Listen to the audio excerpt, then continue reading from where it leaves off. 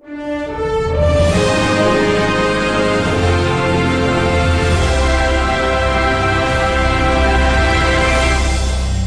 всем, у микрофона Накс. Сегодня в видео мы будем создавать свою GTA 6, но перед этим предыстория.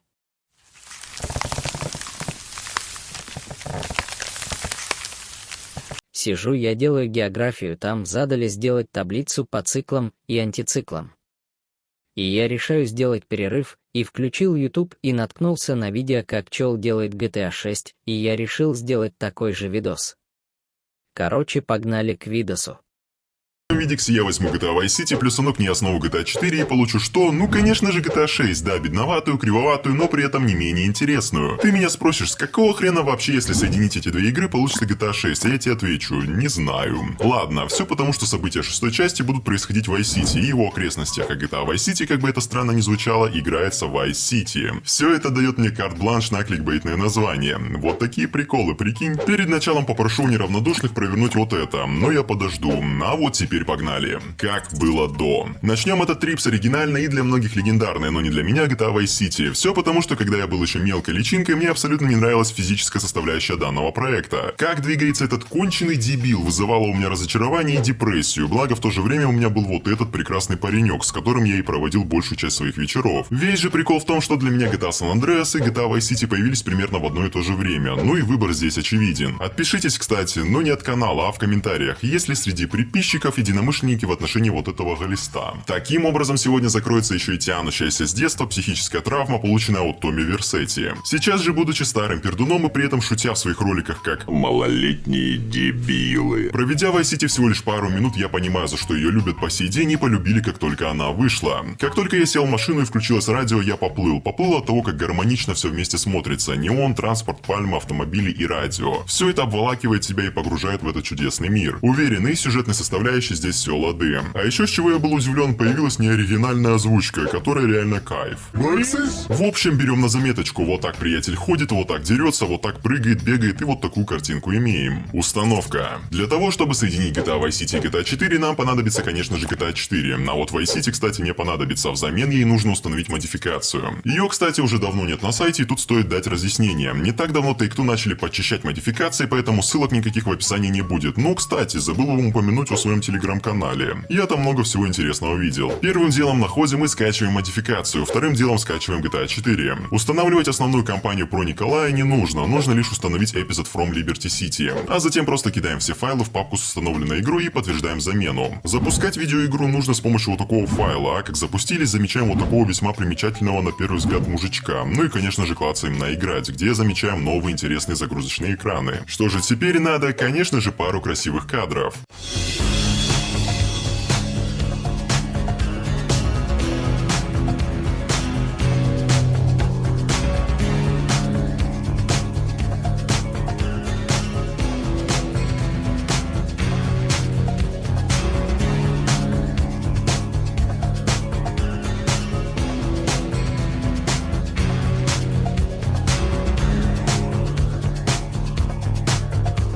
Что поменялось? Сразу же бросается в глаза картинка, которая поменялась полностью и практически больше нигде нет острых углов, об которые можно порезать глаза, ведь это GTA 4 по сути. Сам же главный герой также прибавил в четкости, и теперь Томми реально четкий пацан. Четко. Что касается главной темы ролика, именно физической составляющей, все здесь на высоте. За основу ведь была взята четверка, есть огромная комьюнити геймеров, которые считают, что эта часть на голову выше пятерки в плане физики. Я тут как бы и согласен, и не согласен, но кому интересно, с чем я согласен и не согласен. Бежит балдеж, идет балдеж, прыгает балдеж, дерется балдеж. Теперь появилась возможность вот так разводить лохов, прыгая им под колеса и с приколами отлетать. Но все это только вершина айсберга, которую хотелось поменять в самом начале. Что же еще новенького? Оружие, машины, детали, которые наполняют открытый мир, понятно, все из четверки. Кроме, кстати, мусорских бричек, они тут стилизованы под Vice City. Интерфейс у нас такой радужный, переливающийся и неоновый, чтобы поддерживалась атмосфера. А вот на радаре можно заметить интересную трубочку. Вообще, первоначально мы появляемся в каких-то в руках у нас калаш, а снизу вот такая вот же повозка. Приезжаем, значит, на телефончик или же задание, и мужик нам говорит: на крыше фабрики мороженого проходит одна важная сделка. Бейте всех, кто в ней участвует, заберите товар и доставьте его к вертолетной площадке в аэропорту. Данное поручение на самом деле предназначено для мазохистов. Первый раз входил я на уверенно, причем с геймпадом, а отлетал уже с клавиатурой и мышкой. Второй раз игра вылетела, и далее я начал думать, что я компьютерный лох. Да я же интернет-герой. Третий раз я вроде продвинулся дальше, но тут ко всему прочему на тусняк залетели мусора, что прибавило еще больше анальной боли. Четвертый раз я решил взять во владение вот эту бричку, и это какой-то аналог X5, который просто на карте не катается. Так вот, уже на нем я начал ложить этих додиков.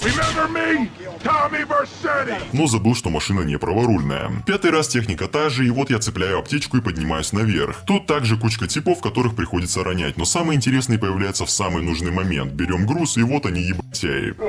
Все, всех положили, спокойненько летим. Подлетаем к месту высадки, остается всего лишь мягенько присесть на точку, но...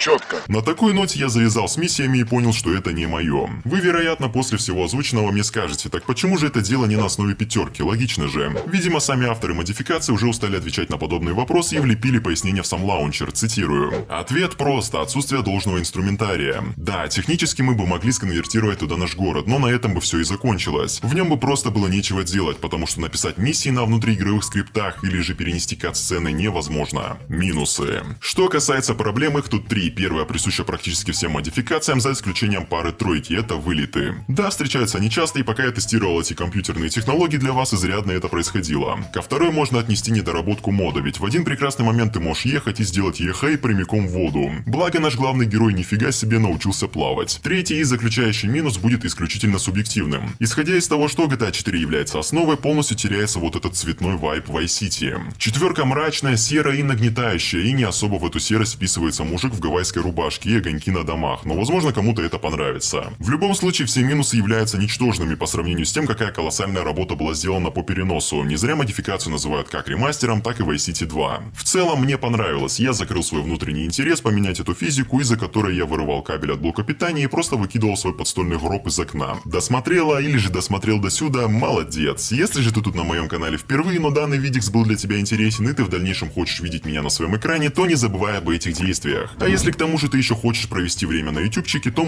подписаться на канал и смотреть мои видео. Всем пока, до новых встреч.